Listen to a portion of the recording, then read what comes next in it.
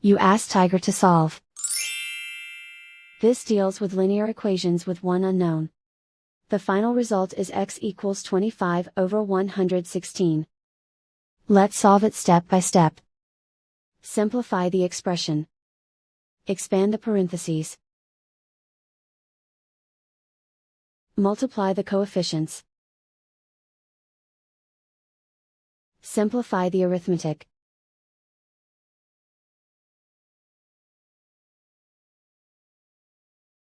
Group all constants on the right side of the equation. Add 25 to both sides. Simplify the arithmetic.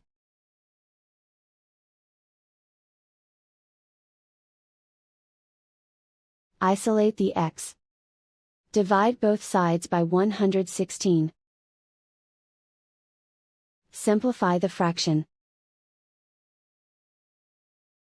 And so the final result is x equals 25 over 116.